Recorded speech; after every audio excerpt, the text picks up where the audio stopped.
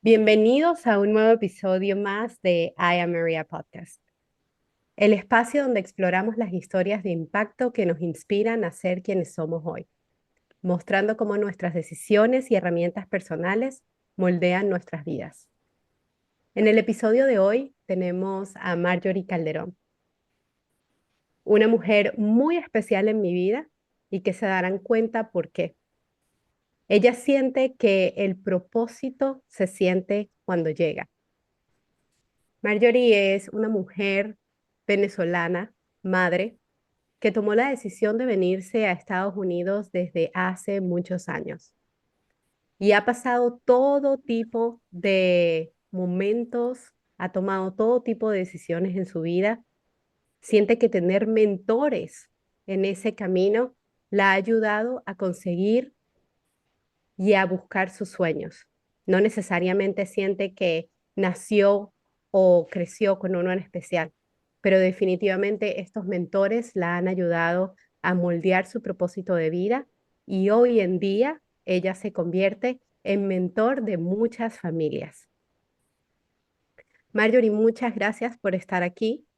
Me encanta que vayamos a contar tu historia, tus anécdotas y que vayas a poder inspirar a muchísimas mujeres y a muchísimas personas más como lo has hecho conmigo. Y sin más nada que decir, yo quiero que tú misma, aparte de esta pequeña introducción que estoy haciendo, tú misma nos dejes saber y nos digas quién es Marjorie Calderón. Wow, Marjorie Calderón. Creo que soy una persona que siente la vida intensamente. Creo que soy una apasionada de la vida en todas sus expresiones. Creo que soy una persona llena de esperanza y espero traer esa esperanza a todas las personas que me rodean y que cruzan mi camino. Eh, Soy una mamá y como una mamá he desarrollado compasión y empatía, y esa compasión y empatía que mi hijo trajo a mi vida la he extendido a todos los adolescentes que pasan por mi vida. Eh, Soy muy luchadora, pero además siento que puedo elegir cuáles son las batallas que vale la pena pelear y luchar. Sí, creo que eso resume. Me encanta porque definitivamente siento que las palabras que estás diciendo, esperanza, luchadora, motiva y definitivamente es el tipo de historias que quiero traer acá. Y a lo largo de tu vida, sé que hay muchísimas decisiones que se toman, que se piensan, pero me gustaría indagar en tres el día de hoy. Que me cuentes por qué son decisiones importantes. También, tal vez porque marcaron un antes y un después, tal vez porque fueron decisiones muy difíciles o porque cambiaron literalmente tu manera de ver. Creo que la primera decisión importante en mi vida fue um, tener a mi hijo. Y decidir ser madre soltera es una decisión que te afecta. Tú piensas en el momento en cómo va a cambiar tu vida, en que ya no vas a tener oportunidades, en que definitivamente la gente no te va a ver de la misma manera, en que posiblemente vas a estar solo o sola, eh, que no vas a poder, que es algo que te supera. Y cuando salí embarazada de mi hijo, en circunstancias muy extremas, eh, pienso que encontré un rumbo. Siento que mi vida antes de mi hijo era bastante egocéntrica, centrada en mí, pero cuando salí embarazada de Alejandro, definitivamente todo cambió y el mundo empezó a ser un lugar. Yo comencé a pensar que quería que el mundo fuera un lugar mejor para Alejandro. Eh, yo siento que muchas mujeres que están en mi posición piensan que es el fin de su carrera, ¿sabes? Va a ser muy difícil, que es imposible y parece mentira, pero precisamente por Alejandro vinieron luego todas las oportunidades y el deseo de mejorar y el deseo de salir de Venezuela y el deseo de tener un futuro mejor vinieron después de tomar la decisión de tener a Alejandro como madre soltera. Qué bonito. Y ahí mencionas varias decisiones importantes, tener a tu hijo, irte de Venezuela, cada una de las decisiones que has tomado a lo largo de también tu carrera profesional, que es algo que vamos a hablar un poco más adelante. Y ahorita quiero seguir indagando un poco en ti, porque una de las preguntas que me encanta hacer acá en el podcast es sobre tu caja de herramientas. Fíjate cómo tú de alguna manera comentas que tenías una manera de ver la vida, tenías probablemente una caja de herramientas para ti y cuando nace tu hijo, incluso a lo largo de la vida, vas probablemente cambiando o evolucionando esas herramientas que te llevan a ser quien eres hoy. Y me encantaría que nos contaras qué herramientas utilizas y tal vez alguna que tú creas que sería bueno comentarla que ya hayas dejado. Que ya haya dejado. Bueno, una herramienta, no sé si es una herramienta, pero creo que viene con mi necesidad, sabes, con lo que te estaba diciendo de tener una lucha, ser una luchadora constante. Algo que eh, yo descubrí muy joven era que tenía mucha ambición, pero una ambición de mejorar mi vida en general. No creo que haya sido, yo no creo que yo nunca haya pensado en que quería en ambiciones materiales, pero eran más como ambiciones de mejorar, de ser feliz, de estar en un ambiente saludable, de estar en un ambiente positivo. Y cada vez que yo he encontrado en mi vida una persona que me dice no, ese no yo lo he transformado en un motor para conseguir el sí, ¿sabes? Y no sé si es algo que se puede, que puedo encontrar el momento o la razón por la que comencé a transformarlos. No, yo solamente sentía en mi estómago, pero ¿por qué no? Y eso se combina con la necesidad de siempre tener esperanza de que puede haber un futuro mejor. Y en muchas oportunidades, cuando estás hablando de tres decisiones, cuando parecía que todo me decía que no, yo siempre busco el sí. Y eh, puede ser una herramienta para algunas personas, pero la mayoría de las veces cuando alguien te dice que no, te desinflas, te sientes que, bueno, a lo mejor los demás están viendo algo que yo no veo, es verdad, mejor sí, mejor no. Y creo que encontrar dentro de uno las razones por las que uno quiere un sí, ¿sabes? Eso es una de las herramientas que yo utilizo. Me gusta mucho que digas eso de que el no te impulse, porque definitivamente la mayoría de las personas, y creo que me incluyo a veces en ese paquete, por decir así, em, nos desmotivamos o nos ponemos a pensar, a darle muchas vueltas al por qué no. Y definitivamente yo creo que el no hay que aceptarlo e incluso ver que te impulse, como en tu caso, o dejarlo. Pero me encanta que te impulse, porque la mayoría de las personas no lo ve así.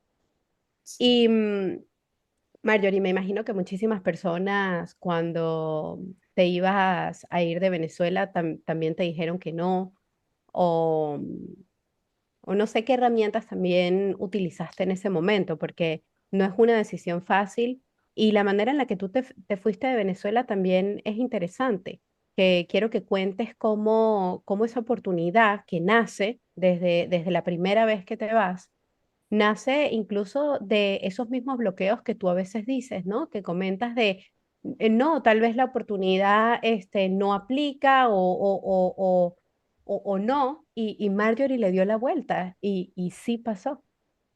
Bueno, en países como el nuestro, como Venezuela, o países donde hay mucha diferenciación entre las clases sociales, es tan difícil a veces conseguir oportunidades.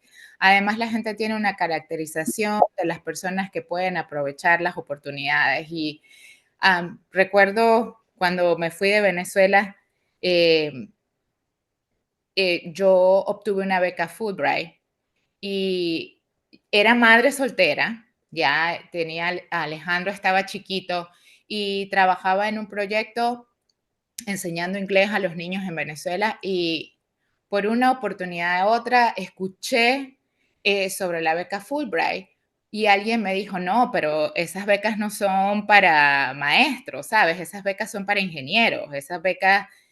Y eso me despertó y dije, pero ¿por qué no? Y entonces entré a buscar en la internet los requisitos y lo que se necesitaba y no, sí había posibilidades para todas las carreras. Y mandé mi solicitud, hice todo lo que tenía que hacer y me llamaron a la primera ronda. Y sabes, cuando fui a la primera ronda me entrevistaron, la entrevista muy buena, con mucha fluidez. Sé que habían solicitado 500 personas para 5 puestos y recuerdo al final de la entrevista cuando me preguntaron, pero nosotros nunca hemos tenido una madre soltera. ¿Cómo vas a hacer con tu hijo? Porque los cuidados en Estados Unidos son supremamente caros y la beca no te va a cubrir. ¿Quién te cuida a tu Mm, hijo? Y sabes, yo muy habilidosa, yo sabía que mi mamá tenía su visa de turista y no, mi mamá puede, mi mamá está jubilada y ella se va. Yo no había hablado con mi mamá, yo no tenía ni idea quién iba a cuidar a Alejandro mientras yo iba a la escuela, iba a la universidad. Y me dijeron, ¿estás segura? ¿Crees que lo puedes hacer? Claro que puedo hacerlo. Pero no era que me estaban diciendo sí, sino era la última pregunta de la entrevista. claro. Y luego cuando recibí el mensaje de felicitaciones, ha recibido una beca Fulbright, no me lo podía creer.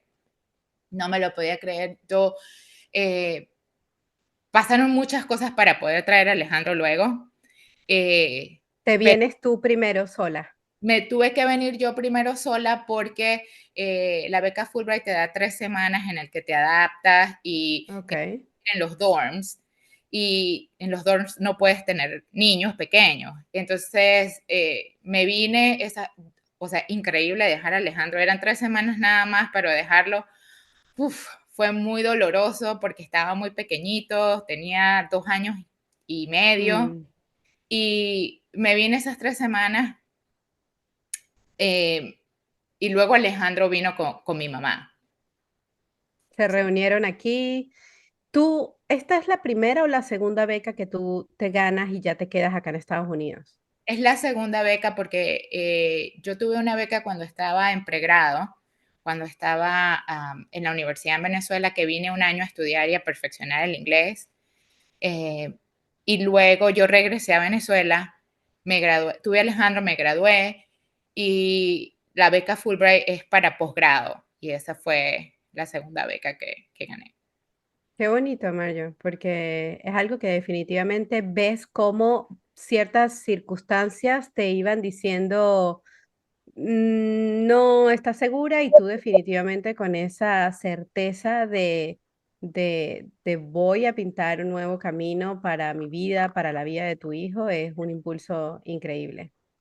Tú sabes que muchas personas, cuando me estás hablando de las herramientas, yo estoy pensando siempre que yo creo mucho en la manifestación, ¿sabes? Cuando tú manifestas en tu cabeza que algo va a pasar para ti. Y una de las cosas que yo siempre digo es, yo no sé cómo, no sé cómo, no sé qué momento, no sé cómo va a pasar, pero yo tengo la certeza de que va a pasar. Y sabes, yo no sabía específicamente cómo iba a ser cuando trajera a Alejandro aquí, si íbamos a tener suficientes fondos económicos para pagar lo costoso, porque además yo estaba en New Jersey, que la vida es súper costosa. Las matemáticas no daban, los números no daban para yo poder estar en Estados Unidos, porque la beca me cubría los gastos de la universidad y parte de mis gastos personales, pero más o menos era que tú tenías que vivir en los dorms, que no te alcanzaba para pagar un apartamento o tenías que compartir con alguien. Y yo con Alejandro no me veía con roommates. Y entonces Claro. tenía que Aparte que eras tú, tu hijo y tu mamá. Sí, sí, además de eso. eh, y yo no sabía, las matemáticas no me daban, yo dejé de sacar números porque si no, nunca lo iba a hacer, ¿sabes? Y yo dije, bueno, ya, Claro. yo voy a hacer esto, nos vamos y ya estando aquí, eh, tantas personas que me ayudaron sin esperar nada a cambio. En momentos de crisis, yo no sé si tú recuerdas que el apartamento se encendió, que hubo un problema de electricidad y el apartamento se incendió y se quemó todo el primer apartamento donde vivimos en New Jersey. Nos quedamos con las chaquetas en el invierno afuera y los pasaportes, lo único que nos quedó. Y Ah, muchas personas que cruzaron mi camino, que se sentían inspiradas por mí, que iba a la universidad, que tenía un niño pequeño, que era extranjera y siempre me querían ayudar. Y tantas personas que las recuerdo, no recuerdo el nombre porque estuvieron en mi vida en un momento preciso y me dieron una palabra, un aliento y no necesitaban ser mis amigos, ni mi familia, ni nadie, pero me ayudaron en momentos que los necesitaba específicamente.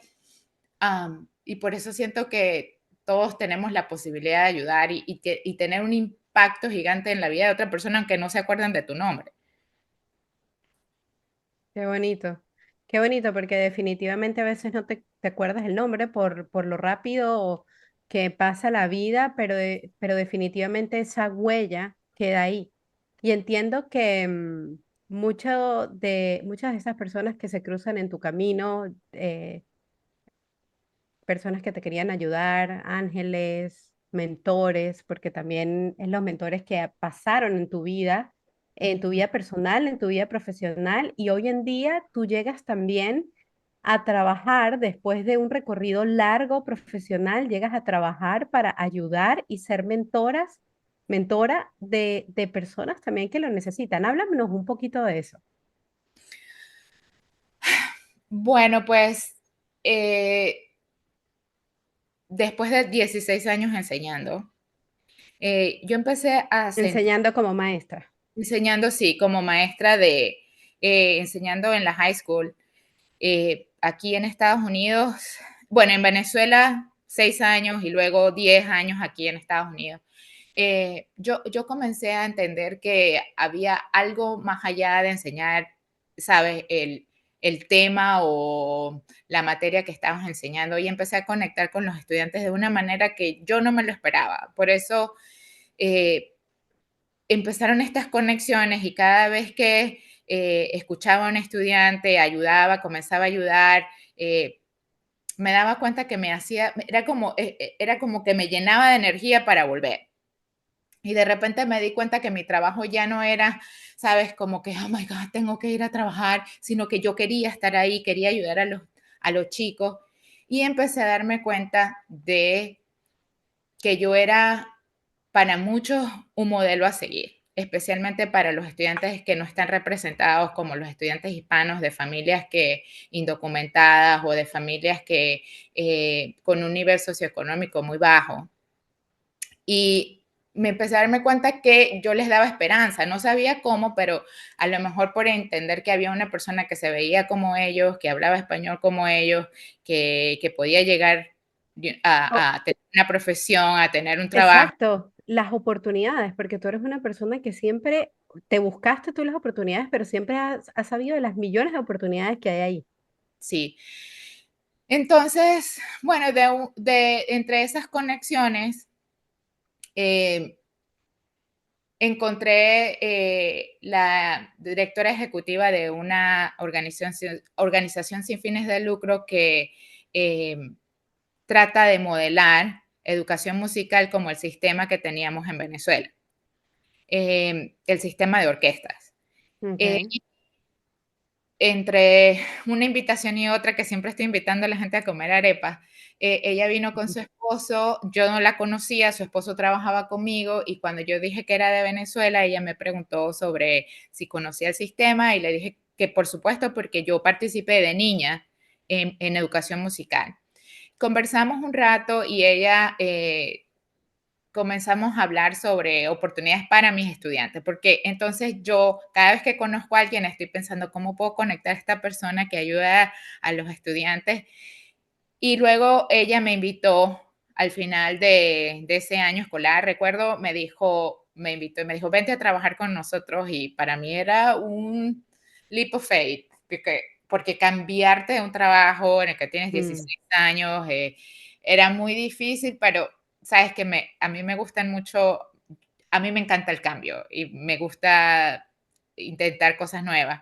Y luego en este trabajo, finalmente, por eso digo que cuando te llega cuando realmente reconoces cuál es tu misión en la vida, te llega y a mí personalmente me llegó, lo sentí en el estómago, sabía que era para mí desde la primera vez que me senté con familias y me di cuenta de todos los recursos y el cambio y el impacto gigante que tenía en la vida de esas familias cuando los conectaba con oportunidades. Y definitivamente a mí me inyecta energía eh, trabajar con las personas, ayudarles, averiguar, ser ese puente entre todas estas organizaciones sin fines de lucro y las comunidades. Y ahora eso es lo que hago. qué bonito porque dejas una huella en tantas personas que están dejando una huella en ti, seguramente. Y estoy muy agradecida a todas las personas que eh, han visto en mí una mentora, una maestra, y me han hecho encaminarme, ¿sabes? Como me han hecho encontrar mi propósito, porque el propósito yo siento que no lo encuentras solo. El propósito Ujú, es una mezcla de ser honesto contigo mismo, con lo que quieres, con lo que te gusta, con lo que te mueve, y al mismo tiempo de escuchar a la gente que está alrededor de ti, que ve en ti y cree en ti, porque a veces nosotros mismos no creemos en nosotros. Y cuando estaba pensando en este episodio y conversando con Logan, algo que recordé que me gustaría tanto compartir es que en el propósito y en el que necesitas de otros para encontrar tu propósito, recordamos una caminata que hicimos en el Gran Cañón hace un par de años y había nevado, estaba muy frío, pero nosotros, ¿sabes? No, vamos a bajar abajo al Gran Cañón y lo hicimos y no teníamos el equipo, no teníamos chaquetas ni nada y nos bajamos y cuando estábamos abajo, de repente la temperatura empezó a bajar, pero en una velocidad impresionante, porque en el cañón cuando se va moviendo la luz del sol empieza, ujú. baja de 10, 20 y teníamos una chaquetita ligera, más nada. Y cuando empezamos a subir, yo iba subiendo, o sea, me movía el miedo de que de verdad nos íbamos a quedar congelados porque el frío era impresionante y cuando ya Guau. empieza que te baja la temperatura y empecé del miedo, yo iba caminando a lo que me daba, ¿sabes? Y empecé a pasar y a pasar y a pasar gente y en esa siento que se me pega, está muy cerquita de mí un hombre grandísimo, así súper acuerpado, una mochila gigante y de militar y se me pega, yo sigo caminando y de repente yo me paro para darle paso, ¿sabes? Para que pasara. Y él me dice, no, por favor, sigue. Y yo le digo, no, pero si quiere pasar. Y me dice, no, es que cuando yo te vi caminar, me inyectaste la energía que yo necesitaba para salir del cañón, porque él no podía con la mochila. Y yo, Oh. Dios, me inspiraste, estoy llenando de tu energía para subir. Y de repente yo le digo, ok, y seguimos caminando. Y el saber que estaba ayudándolo a él, A él. me motivaba a caminar más rápido. Y seguimos caminando, caminando. Y cuando llegamos arriba, nos abrazamos, esto, sobrevivimos. Me contó que él estaba haciendo el Gran Cañón porque estaba pasando por problemas de mental health muy graves. Estaba muy deprimido, tenía traumas de sus deployments y había decidido caminar y hacer el Gran Cañón para sentirse mejor y que se había sentido inspirado de verme caminar tan rápido. Y entonces, a veces somos así, somos mentores, somos inspiración para la gente, aunque lo que menos estamos pensando, aunque nos estamos moviendo por el miedo, aunque siempre hay alguien que se puede inclinar en ti aunque tú no lo sepas. Y una vez que lo descubres, es una motivación, es una Una energía cadena. es una cadena y sabes, los humanos no necesitamos esas relaciones humanas. Y no recuerdo el nombre, no sé quién es, pero es una historia que siempre me va a acompañar, ¿sabes? Literalmente, es una anécdota que jamás vas a olvidar y él tampoco. Y él tampoco. Y siento que en mi vida es así. A veces hago cosas que no son muy, cosas que son para mí luego me doy cuenta que en ese camino estoy inspirando a otras personas a hacerlo para ellos. Eh, y si hay algo que quisiera que tu audiencia se llevara es esa, ¿sabes?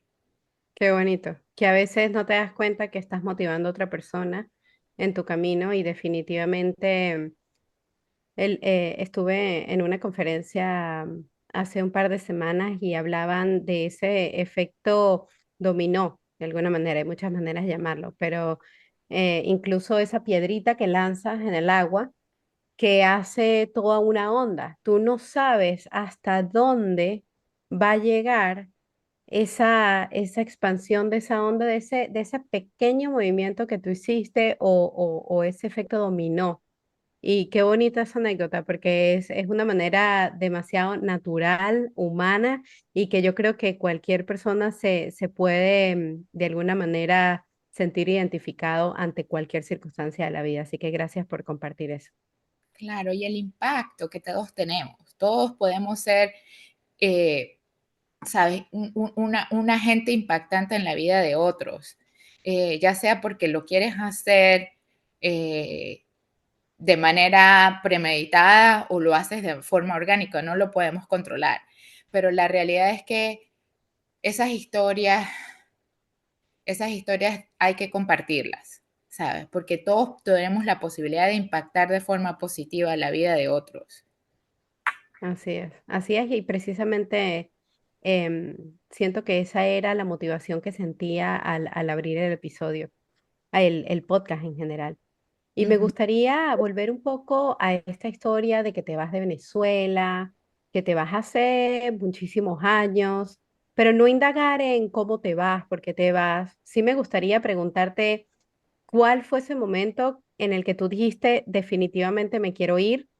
Me gustaría preguntarte si te arrepientes, si ya te sientes en casa en donde estás o si sigues en esa búsqueda.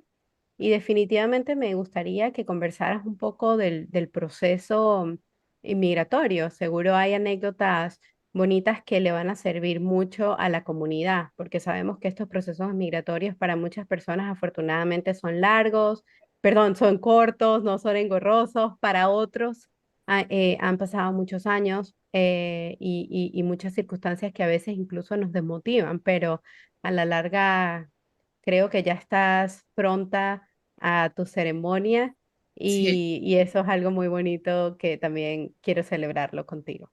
sí. Ah,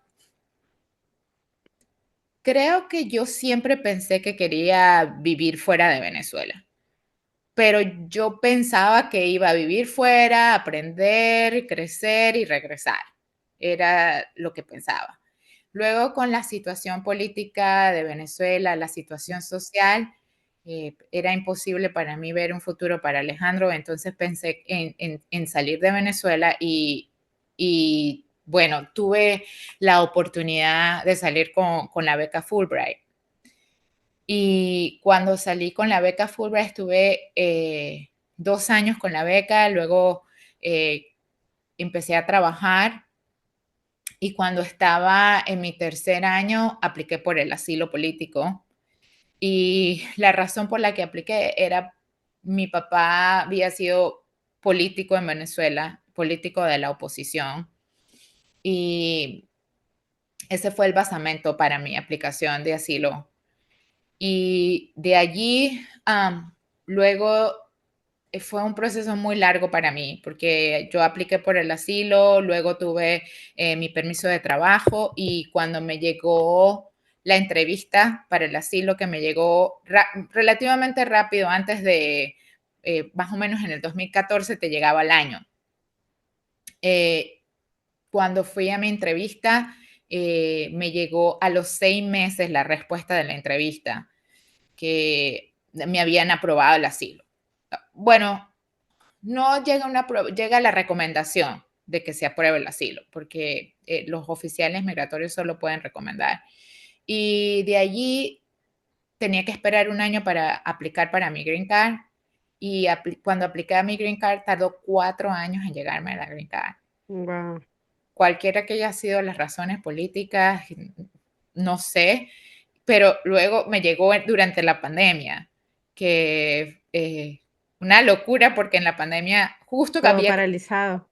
todo estaba paralizado, pero a mí me llegó justo en agosto la, mi Green Card.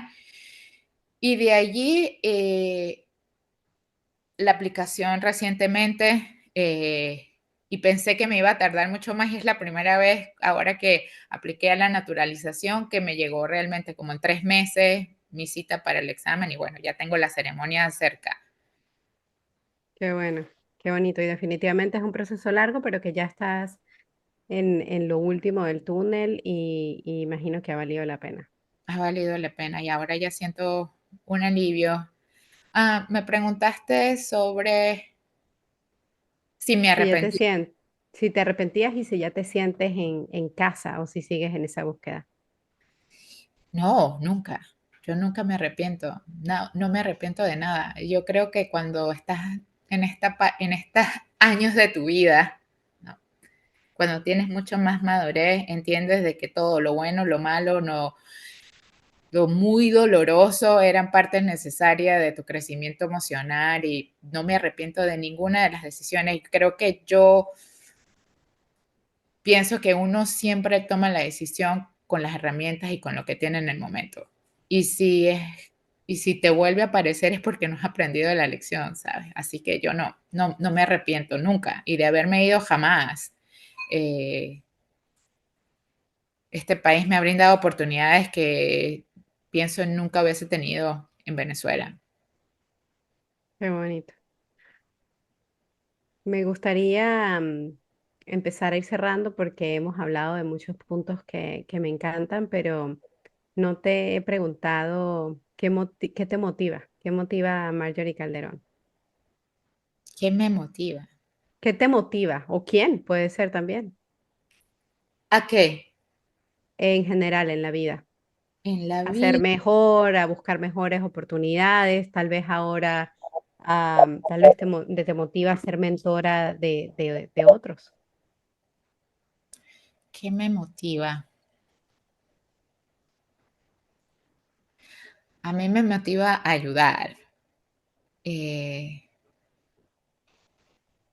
Me motiva, en parte, yo veo a mí me encanta ayudar a adolescentes, ¿sabes? Puede ser que mi misión también, porque como estaba enseñando y yo siempre he estado muy cerca de adolescentes, y ahora Alejandro, que es un adolescente, me motiva a pensar que cuando estoy ayudando, en algún momento Alejandro puede estar en una circunstancia de que alguien también lo pueda ayudar.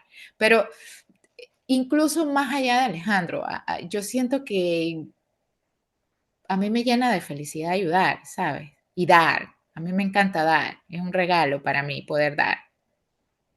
Qué bonito. Sé que ya diste una anécdota muy bonita, pero me gustaría que pensaras en general qué te gustaría que se llevara la audiencia hoy de este episodio y de ti. Yo creo que no importan las circunstancias en las que hayas nacido o en las que estés, eso no determina la persona que puedes llegar a ser. Lo que determina es tu capacidad de reinventarte, tu capacidad de crear futuro, de crear oportunidades para ti, ¿sabes? De creer en ti. Pienso que en ese camino en el que tú alcanzas oportunidades y compartes esas oportunidades. Pienso el primero es que creas en ti, que está dentro de ti la posibilidad de ser grande. Y luego que alcanzas esa grandeza, la compartas con los demás. Y luego que la compartas ya no significa que tienen que pasar por ti, sino que tú seas ese agente y empieces a generar oportunidades para los demás. Qué bonito. Gracias por estar aquí hoy, Mario. Estoy segura que el que escucha este episodio se va a inspirar y a motivar de la misma manera que tú lo has hecho y lo sigues haciendo conmigo. Gracias, Nandita. Te mando un abrazo. Igual.